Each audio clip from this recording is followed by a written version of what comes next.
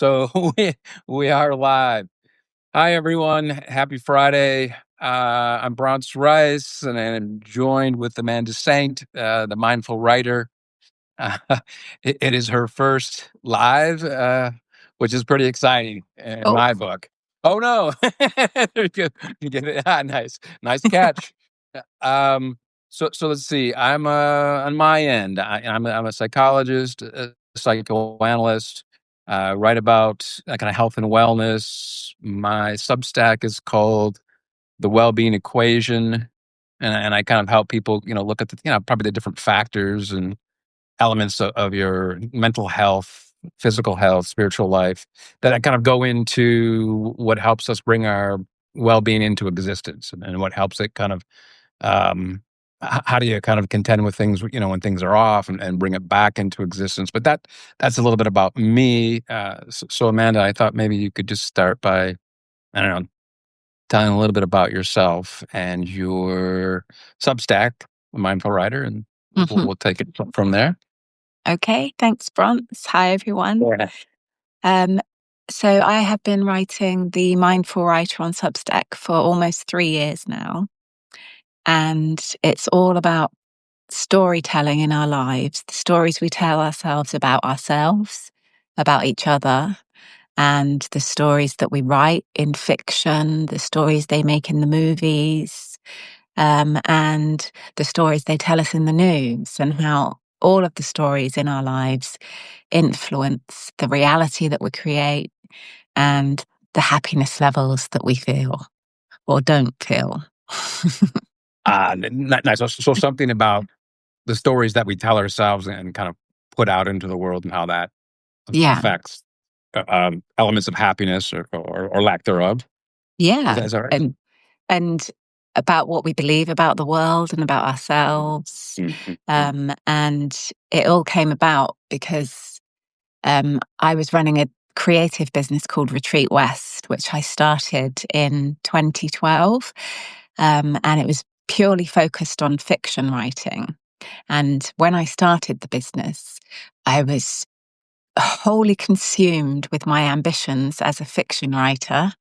And the business was built around those ideas of breaking into the mainstream publishing world and buying big bestsellers, etc. And while I was writing my novel, I got involved in writing flash fictions, which are really short stories. And I had a lot of success with them, and they were winning prizes and getting published all the time, which was giving me all these feelings of validation and making me feel really special. and But after a while, I started noticing that they didn't feel like they actually meant anything to me. Mm, mm, And I was mm. just like writing them from prompts and sending them out. And um, mindfulness started coming into my life in 2016 when I went through a really difficult time in my family and personal life.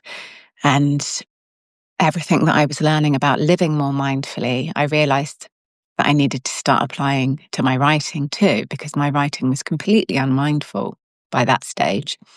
When I was sitting down to write, before I'd even written anything from a prompt, I was in my head, I was thinking, what competitions are open? What deadlines are there? Where can I send this story when I've written it before I'd even written it?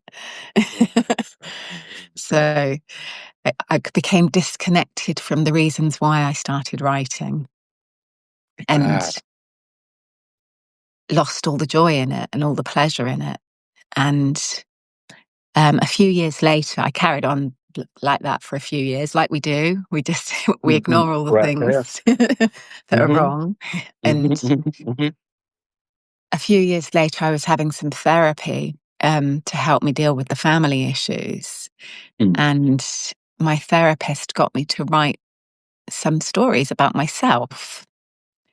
And it was completely transformative. And in writing the stories about myself, which changed what I believed about myself based on what my family had always told me, I realized that the true power of stories, which then made me think, what is it that I'm doing with my fiction writing world? It's got no value. I'm just churning out stories trying to get published. And it completely transformed everything about my writing practice and now my teaching practice as well. Mm. And so what you just laid out, it kind of reminds me kind of what the topic is that we're supposed to be talking about. So I'll read the title of the live, Writing Our Way into Healing and Reconnecting to Gratitude and Meaning in Our Lives. And so it was something that you were talking about just in terms of the writing process and how that Mm. kind of changed, I guess, certain ways of kind of understanding yourself or your belief system. There was something about it that sounded like helped you get in touch with something at a deeper level, it sounds like. Is that Yeah, right?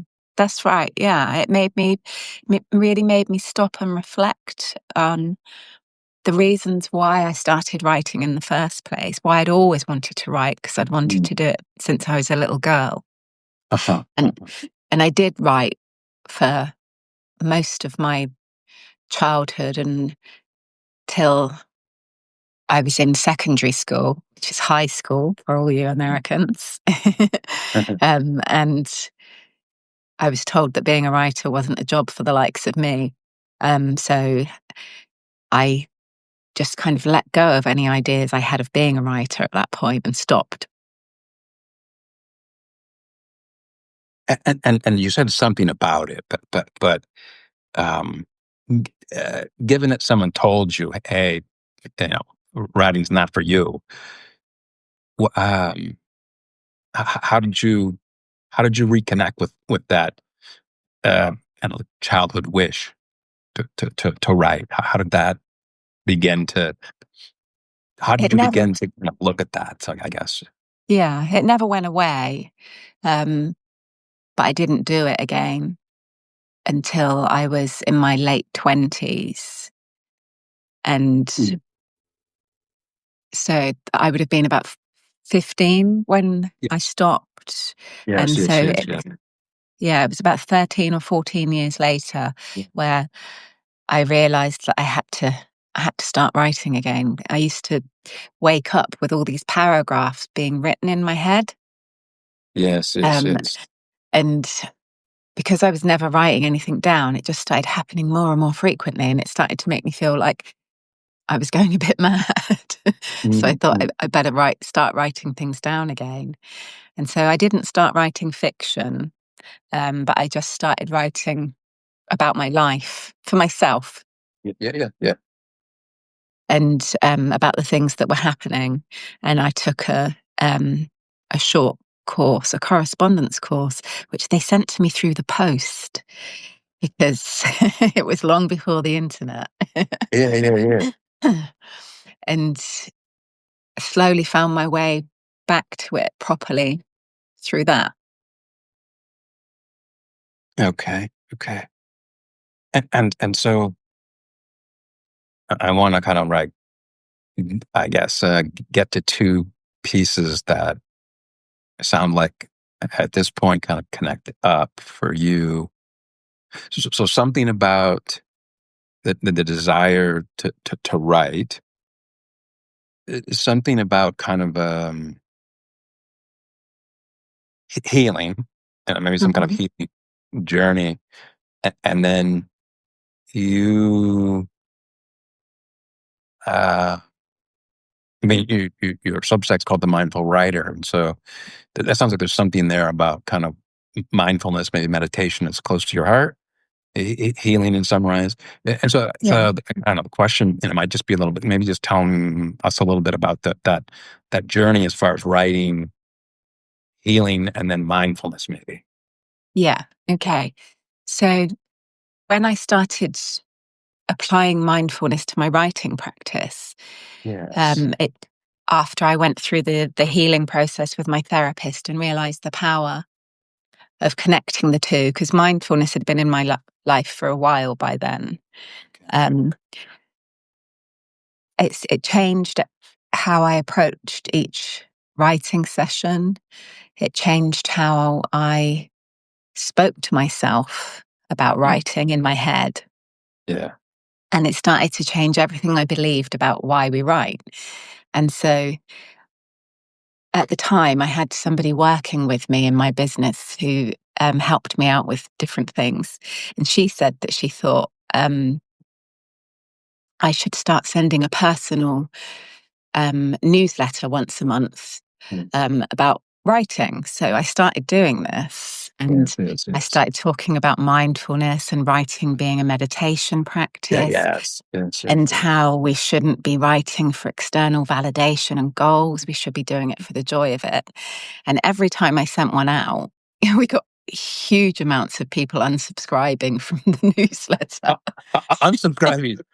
You, you, that's so serious. I swore you were going to say a huge amount of people began to subscribe. But you No. said unsubscribe. Yeah. There's a bit of the mind right there, right? Yeah. Yeah. So after I'd done it for 4 months, and Yes. our subscriber numbers had dropped significantly, she was like, "I think you should stop now." And I was like, "Okay." But in doing it, I tapped into something that I really wanted to share Yeah. with people. Yes, yes. And so that's when I started the Mindful Writer on Substack.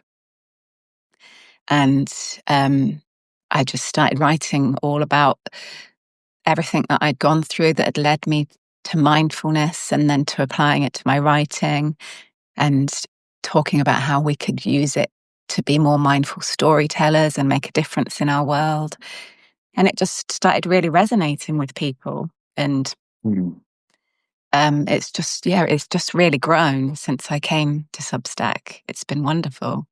And I've got a Okay. whole community of writers now who are really into the mindful writing ideas. No, it's very nice. Like when I think about kind of healing and kind of like writing and um, almost in terms of don't worry about who you're writing for. Just kind of let your mind go. Keep Mm, writing, let it come and go, and that kind of the way I think about kind of some of what you're discussing in the writing process. It is, I would think, kind of like is it vipassana meditation, where you kind of yeah, just let it come just and go, let it go. Yeah. right? Yeah, and so given how I've been trained in terms of what I do, um, one of the things that I kind of, I don't know if you call say specialize. I'm not quite sure, but one thing I keep in my mind is the mind in conflict. Like I can want Mhm. you know to take the rest of the day off, take it easy on a Friday after work, and I can also want to meet you and talk to people and connect. Right. So Mhm. it's a conflict there. And in the writing process, with psychotherapy, more of a kind of a psychoanalytic lens, I guess it's like the free association method. You Mhm. just let your mind go, talk about whatever in this session. It doesn't matter. I just kind of want to get to know you. And so there's something as you talk, it's like something similar to free association and that Yeah. kind of way you're talking about writing.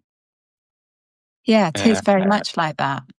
And yeah, just seeing what emerges and following the threads, which is yeah, um, the way that I've really learned to approach all kinds of writing now, including in fiction. Whereas before, I used to feel like I had to have a plan about what it was I was going to write, and it had to be yeah, guided by that plan, and the characters had to do the yeah, things that yeah. I thought they were going to do. Yes, But yes, now yes. I let the characters tell me what they're going to do. Ah, yeah, And yeah, yeah. I run these monthly writing sessions called Mindful Writing Marathons. Hmm. Ah, And they're ah, inspired by Natalie Goldberg, who wrote Writing Down the Bones, Free in the ah, Writer Within. And she runs a version of them. And I designed my monthly sessions based on that. And we turn up and we just write for 10 minutes at a time to yeah. a prompt word. Okay, okay. And Then we read out what we've written. You don't critique it. You don't give anyone any feedback. You just listen. And then you get the next prompt word and then you write again. And there's something really freeing about it, but it also Yes, it's reveals all kinds of things about what you need to write about, what you need to uh-huh. explore in yourself and about Yes, the yes, yes, world. yeah. And Hmm. it's been really wonderful. And No, it's I've been running them for a year now. So there's okay. been 12 sessions. And I look back through the Mm. notepad to see what I've written each one. And I can see all these threads and themes coming through. And it's really interesting. And they guide what I write about on my Substack. And a lot of the time, the themes that appear in the snippets I write there appear in the stories that I write. Mm. And so it's all connected. Uh-huh. Uh-huh. Uh-huh. Mhm. And um, on the writing that you're talking about, maybe more the process of how you're proceeding. I don't put in quotes that the process that you're kind of talking about. Um, how do you get a sense that that might be helpful in some kind of a healing process, so to speak, if you will? Does that make So, sense? yeah, it does. So Okay. Okay. I think when I went through my own healing process and went through therapy, I had all these ideas about Mm. what it would be like and what should be achieved in in the sessions that I was having, which was based on the Yeah. reasons why I went to therapy. Yeah. But Yeah. what the healing writing that she got me to do in the therapy session, which has since guided how I approach writing, enabled me to see that by just letting the writing emerge and not Yeah. trying to guide it in any way or have any expectations of it, it reveals the healing that you need to do and guides you towards it. Yeah. Yeah. Yeah. Yeah. And then once you can see those elements of it, then you can start to work with it more. And Yeah. I did a short course in journal therapy last year because I wanted to take things further in my thinking about it. Sure. And Sure. um, it didn't actually tell me anything different than what I'd already figured out. Nice. Nice. Nice. Nice. No, Yeah, but almost like some kind of like cross validation, yeah, right? Like, okay, I've been yeah, doing something that works. Yeah. Yeah. yeah, Nice. yeah. Nice. Nice. So just let it come. Don't Yeah. have expectations of what the writing should be, what it should say, how it Mm. should look, or where it should lead. Just see Mm. what happens when you sit down and write and what comes out. Yeah. And then next time you do the same thing, see what comes out. And then you can start to join up the dots and you see all of these threads going through it, which point Um, to, in my writing now, it's the healing I still need to do. And it's mm. also related to the healing our world needs to do. Mm. Yeah. Yeah. Yeah. Mm. Nice. Nice. Mm. And so you may have alluded to it, but I was just thinking, yeah, I guess given the times that we're kind of living in, and along those lines, like kind of like when life gets difficult or rough, I was kind of wondering for you, what helps you stay kind of present with yourself and kind of maintaining the connection to what's going on within you. So meditation helps me with that. Mhm. Um, both seated meditation and walking meditations too, Yes, yes, spending yes. time in nature. I walk at the beach a lot. Mm, mm, mm, mm, And mm. before I was before I even knew that I needed healing, and I was all caught up in my head all the time. I was very much intellectually based, and I didn't really take much notice of my body. Uh-huh. Mhm. And now, Mhm. knowing that I have a body and using it is a really big part of keeping well and healing. And also, when I go walking, I get lots of ideas for writing. Uh-huh. Uh-huh. Excuse me, I've had a cold all week. I'm going to have to cough. Oh, yeah, yeah.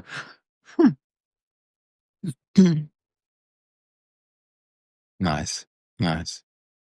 Yeah,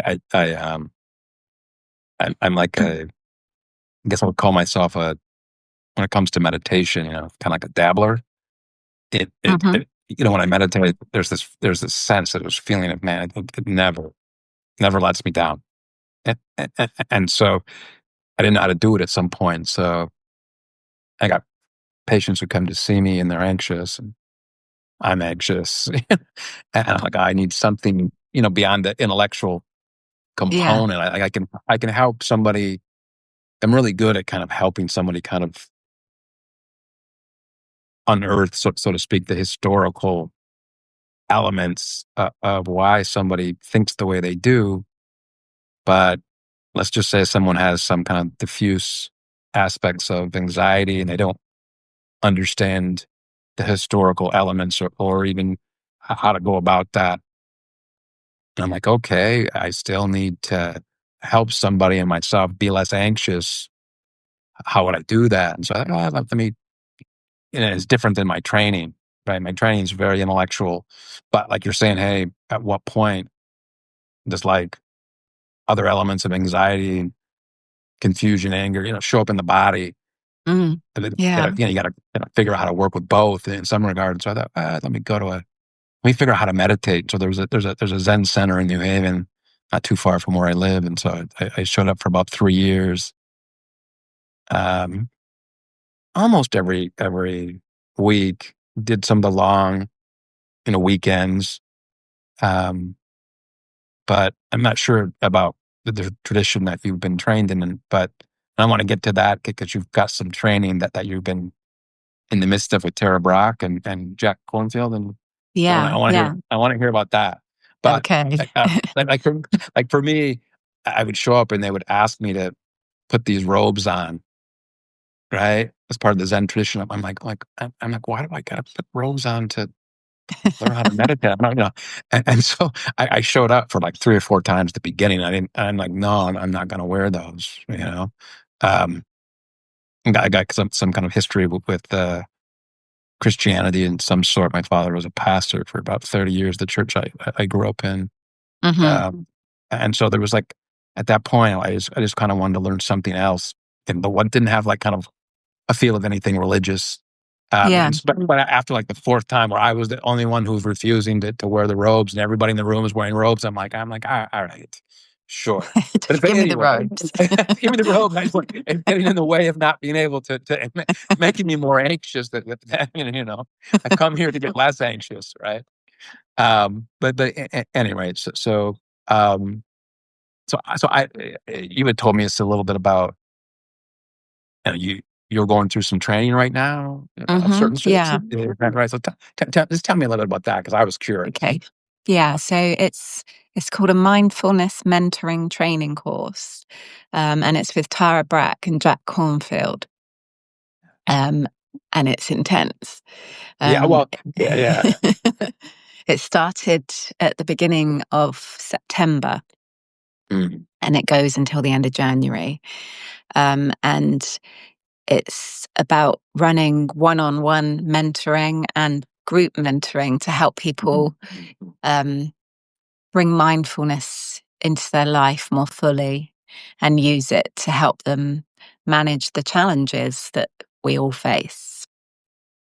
And um, there's is the, the mindfulness that they are trained in is very much based on Buddhist meditation. And I have um, done a lot of reading about Buddhism and Taoism over the years, and I do integrate those things into my mindful writing. But one of the things that they've really built on at the beginning of the course is that we should use the principles of mindfulness in any way that feels most authentic for us and the background that we come from. Um, but Tara Brach teaches us the RAIN process. I don't know if you know about that. That's No. so it's the process that she outlines in her book, Radical Compassion. And it's when we've got something going on for us and we need to address it, we go through the RAIN process with it. And so RAIN is recognize, and then A is accept, and then I is investigate, and then N is nurture. Huh. And so, Oh, I'm sorry. Yeah, go ahead. yeah, and so you go through this process with whatever it is that is bothering you. So you recognize Yes. it. What is it that's bothering me? Yes, yes, yes. And then you allow it. So yeah, okay, that's bothering me. I'm going to accept that it's bothering me. Right, right, right, right. And then you investigate it, and that's the big bit Uh-huh. where you figure out what it is that's really at the heart of the bother. Because often we'll be bothered by something, feel upset by something, Yes. but there's a whole other layer underneath it, which is what we're really upset about. Yeah, yes, yes, yes. Yeah, Well, and in there, in some regard, like the process of figuring out, well, how do I sit with myself and whatever the uncomfort is, yeah, where it's difficult to do that in a lot of regards. Our society doesn't do a good job of no, helping us understand that that's a big part of no, they life and don't. kind of maturation and growth, and that and part of the healing process. Because if you don't Mm, sit with what is uncomfortable, well, what do you do with it then? yeah. Yeah, Exactly. You stuff it down somewhere in your body, and then your body starts to go, hey, hold on a minute. right. Or I try to, fight or flight. I try to fight with it. I try to run. Or Yeah. substances, like all kinds of things. In terms of, I'd rather do all these things that than Yeah. Then interesting face the enough, like, pain. well, Yeah. sit with myself and just be like, hey, this doesn't feel good to whatever degree. Like, oh, okay, so let's investigate what have I been doing with it, and if I wanted to heal in some regard to the extent that's possible, how would I do that? Yeah, so it's interesting. Like there's a built-in process of trying to sit with ourselves Yeah. to get to some of what's bothering us at a deeper level, which is healing to some degree, in a large degree, in and of Yeah. itself. Yeah, it is. Yeah. Because once you recognize things, then you can start to do something to help yourself with them. And that's been Mm. one of the biggest things is that they've said that as a mindfulness mentor, you're not there to give answers and resolutions. Mm. You're there Mhm. to Mhm. guide people to access their own wisdom. Yes. Yeah, yeah, yeah. And Yeah. but a lot of the time, like they've put us all through the RAIN process several times on Mm. live classes that we've had, um, and they get us to sink into our body. So where are we feeling it? Yeah. This problem Yeah. that we're having, where is it in our body? Is it in our heart? Is it in our hips? Is it in our back, our knees? Where does it And show up for us? yeah, where are we feeling that? And what's the story that we're telling ourselves about it? Uh, uh, and then with the process, the acronym. Tell me a little bit more about the latter piece where it's investigate and then move into the nurturing component. I think, is that right? Is that the Yeah, N, nurture. nurturing? Yeah, Yeah. To tell me yeah, a little bit about that piece. yeah. So even though it's the acronym goes in order. You actually move back and Oh, forth between all of them all the no, time. good, good. That's exactly what I was thinking. Yeah, Like I would probably do it every which way, but yeah, that's probably part of the learning. it is. Yeah, Yeah, yeah, yeah, yeah. yeah, yeah. And so then the nurturing is about listening to what your body and your heart and your mind need around this problem that you're having, and asking yourself, what would your wisest self tell you about this? Mm, And if you're working one on one with someone, then yeah, it would just be about what their yeah, wisest self would tell them, and then yeah. discussing that further and seeing how they can nurture themselves around that. But if you're in a group setting, then you can bring in other people's wisdom as well Uh, uh, and uh, experiences that they've had around the same thing. right, right. Huh. And so with that process that you're learning about and exploring, have you incorporated some of that brain process into the writing with yourself and then with others in a group setting, or not yet?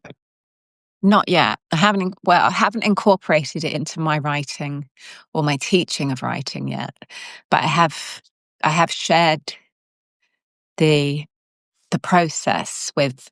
I've got a writing course that I've been running. It's called the Year of Mindful Writing, and I launched it for the first time Yeah.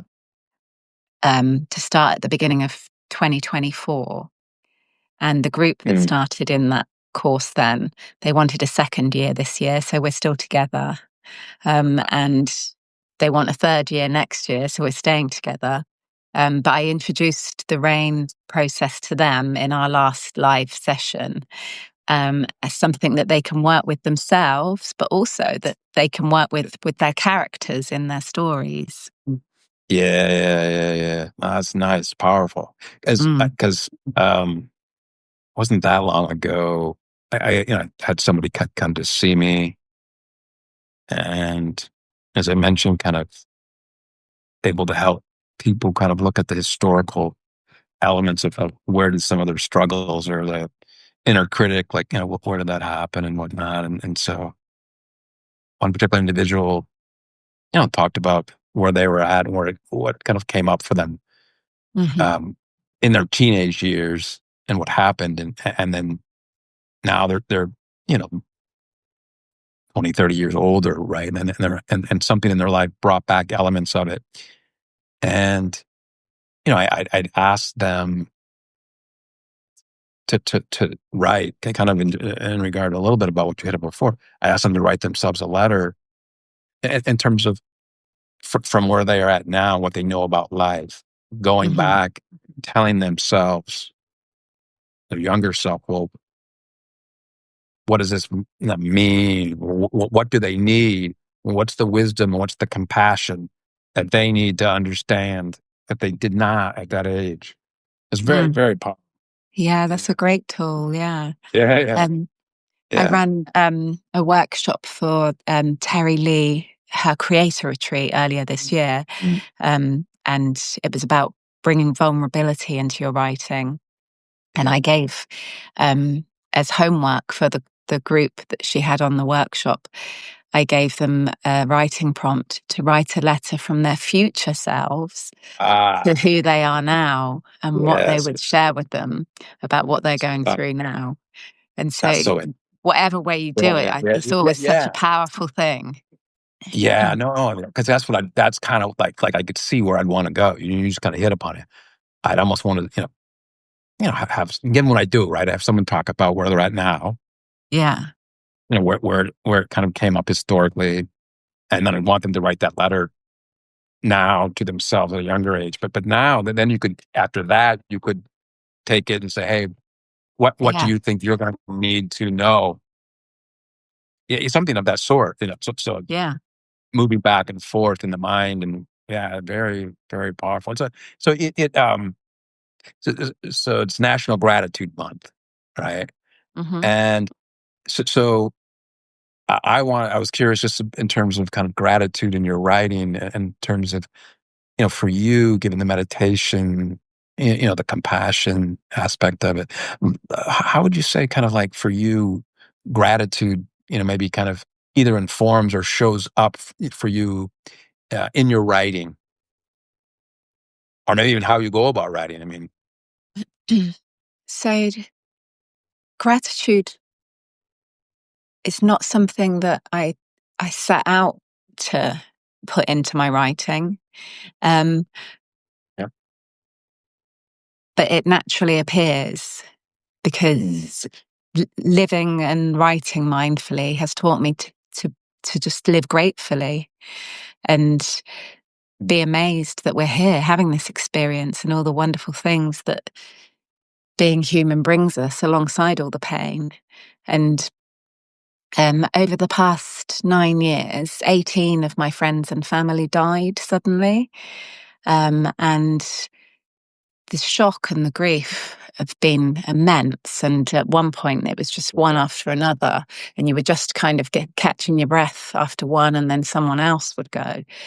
And after having so many people die like that, so suddenly and unexpectedly, and 7 of them hadn't even reached 50, mm, it just taught me to be grateful all the time for still being here yeah, and for having known them and for everything that they taught me and brought me while they were here. And because of that experience of living through that and writing my way through it, yeah, I just see that all of my writing now it just has gratitude flowing through it, even though it's not a conscious decision of like, what am I yeah, grateful for? yeah. It's just there. Yeah, I mean, just going through that many people passing away, Yeah. just and I would just I would just being steeped. I would think, just grief, loss. Yeah. That like I would need some ways, plural probably, but to get something out. I don't know, and so the writing would the writing I think would be one way I probably would move towards. Yeah. Writing's been a huge part of how I've processed it, healed from it. Yeah. Well, am healing from it. And Right, yeah, right. it's a practice I've learned. Like, you don't just heal from something and then that's it, it's fixed. Yeah. Layers and layers come back and need looking at again. Right. But yeah, when you do experience that level of loss, it changes everything about how you feel about everything. Sure. Yeah. Yeah. And then just, the piece about figuring out if you can, how do you connect up with individuals in your life that you still have and not know, geez, with that many people, I can expect, geez, am I going to wake up with somebody else gone? Yeah. And how do I connect? Because for like, given kind of that as I mentioned, kind of one of the specialties how I've been trained is the mind in conflict. And so, like, my mind and my body would want to be like, okay, no more. Like, Mm, I don't connect with that pain any longer. And yeah. so I don't want, so in a sense, for me, I'd be like, I don't want to get close to you. I don't want to know you. Anybody I love, they're going to, but at the same time, on the flip side of that, so there's the mind of conflict. And the other side would be like, no, we never know. And so am I going to not participate in kindness and love and compassion? Right. Mm. Yeah. That came I did think I did there was a point between like 2019 and 20 the end of 2022, which was like the really intense period where 11 people died in that period. And I think I withdrew from a lot Yeah. of engagement with people. Um, and kind of felt like I was keeping myself safe by doing that. But then Yes, yes. realized that I wasn't. I was just keeping myself numbed. Yes, yes, yes, Yeah. yes. And so I came back from that, and it's made my heart open much wider than it ever was before. Because I've realized that you just never know how long you've got, how long you're here for, how long anyone else is. And so you've got you've got to open your heart and let all the love in and out as much as you possibly can when you can. Right, right. No, amen, amen. Yeah, because in somewhere, I would imagine the writing, the meditation, and that kind of loss, just intense grief, just suffering. I get kind of guess what the meditation is. It's like, well, were you steeped in meditation around those times? I was a dabbler. Yeah, it's kind of what I dabble. Yeah, Yeah, yeah, I was a dabbler then. yeah. Um, but since then, I've become a dedicated That's meditator. Yeah. that's so interesting because what I was thinking about when you described some of what you did, it's like, oh, so maybe maybe there's a choice in there to disconnect, remain numb, or do I then kind of figure out ways, if I can, to Mm, not be numb, still be grieving, maybe not know what to do exactly, but if the meditation kind of helped in certain ways, me not feel numb, and then able to experience love and compassion, is yeah, a it did.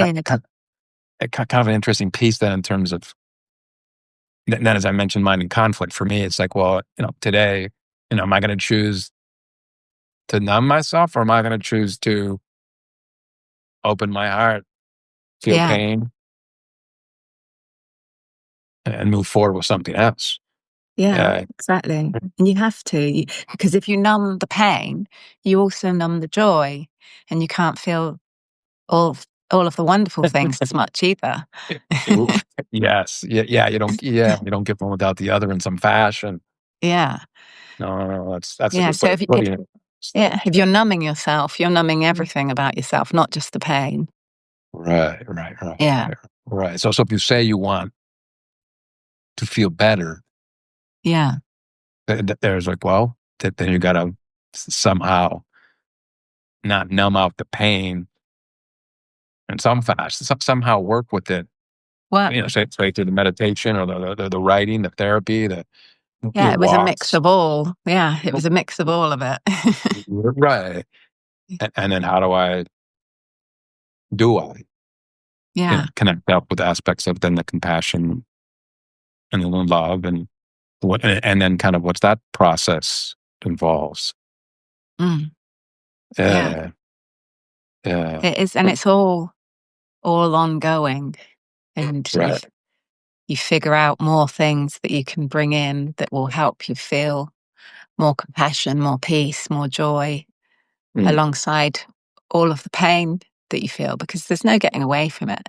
I used to think that when I first started getting into it, that if I could just achieve this like blissful meditative state, I'd never be unhappy again.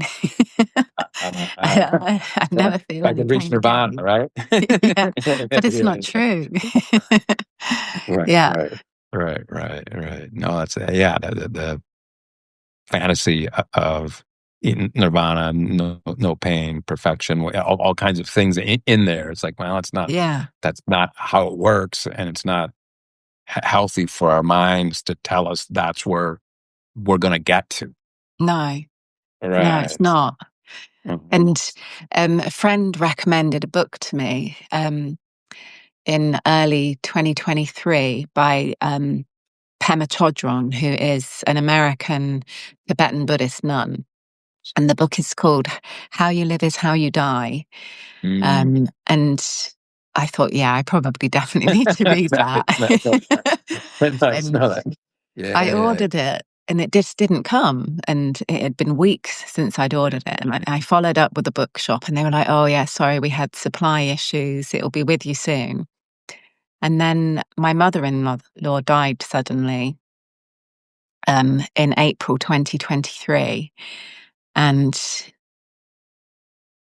after we'd been away for a few days down to the town where she lived with my husband's family, and we got back, and the book that I'd been waiting for a couple of months for arrived in the post the next morning after we got back from that.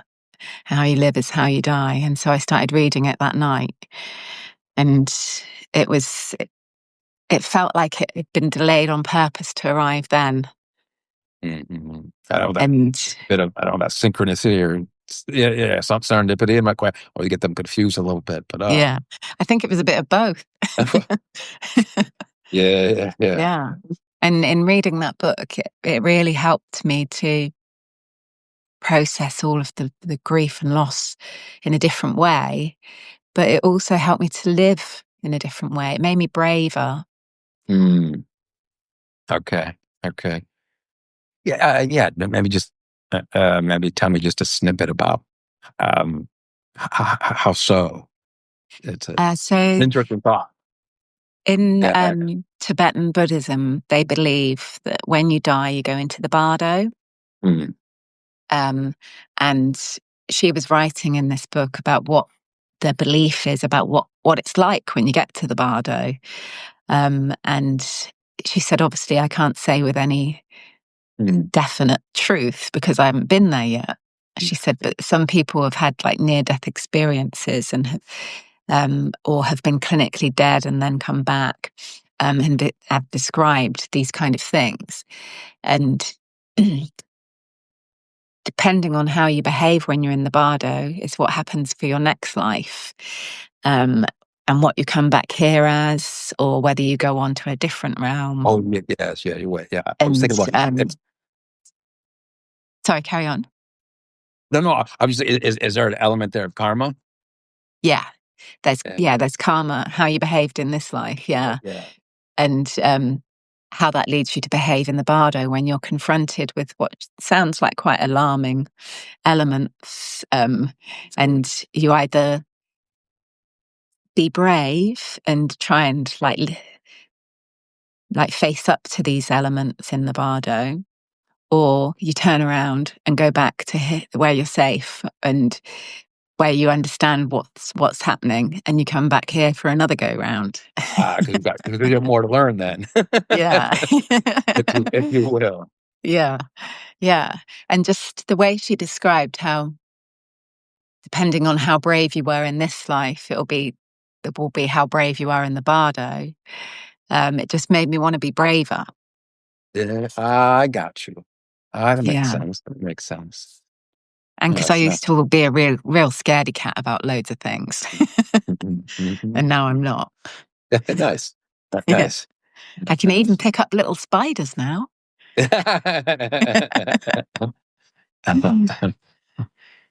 Nice. Nice. Let's see.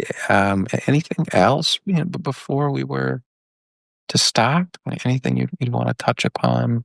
Anything kind of going on in terms of offerings that you have for the mindful writer or Oh, um, yeah, there's always stuff going on at the Mindful Writer.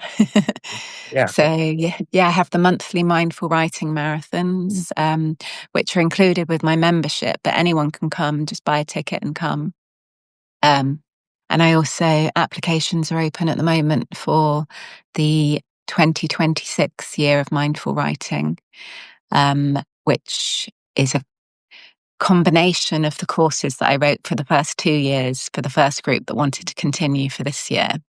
So I've combined the two into one even more brilliant course, if I may say so myself. Nice. Yeah. Nice. And Nice.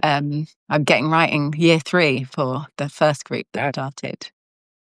no, that's nice. I had run a number of years ago. I'd run a group in a psychotherapy kind of sessions for a couple of years, and it was quite gratifying to see people. Some of them would stop, but some of them would continue, and you get to Yeah. kind of be a part of growth yourself and watch and Yeah. observe, help others.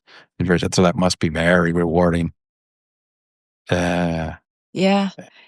It's great. I feel really blessed that people want to continue working with me.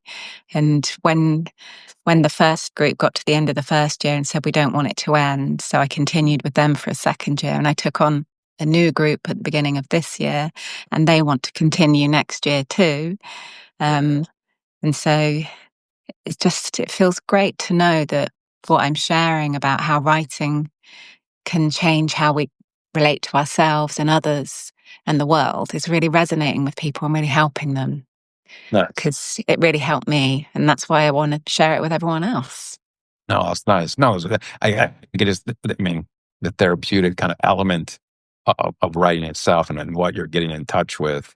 And to me, kind of the ability and kind of my own lingo. You're able to kind of access some of the unconscious. If you just kind of let yourself go, Yeah.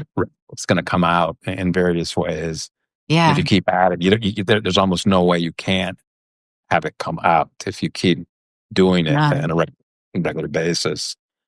Um, it'll find its way out. it's one way. Well, I think it's the whole thing, right? It's gonna find its way one way or the other, Yeah. and whether or not through life, you kind of grow and mature, hopefully, in ways of figuring out how to observe it, and then eventually how to work with it, Yeah. for your betterment, for everybody else, in various ways. Yeah. Yeah. Definitely. It's completely changed me.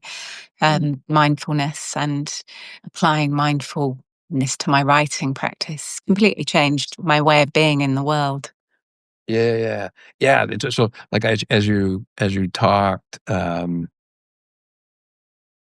about that kind of rain process, and I could Mm. feel myself. Oh, like I want you to take that and somehow incorporate that into your writing or something. Which is the thought I had. Mm. And what Yeah. to what degree? Yeah, Oh no, I am. I'm planning yeah, a mindfulness for writers program, yeah, because yeah. writers as well also have like a lot of the time a really difficult relationship with their writing craft, and Oh, yeah. suffer from imposter syndrome and feel Hmm. like they're not worthy to do it, that they're not good enough, that they're not as good as other people, that they compare all the time. So yeah, I'm designing a mindfulness for writers program, Uh-huh, uh-huh. which is incorporating everything that I'm learning on this course.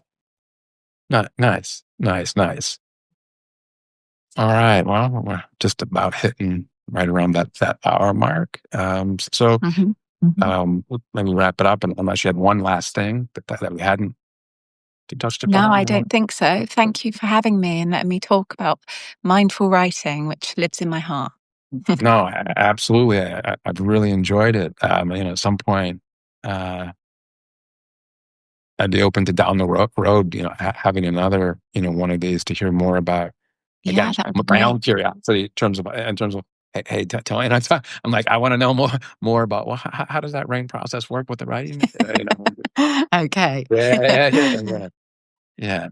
Oh, and so what I would say is, hey, everybody out there, I'd urge you to go to Amanda's Substack, look around, sign up, find out more. I plan on doing that myself.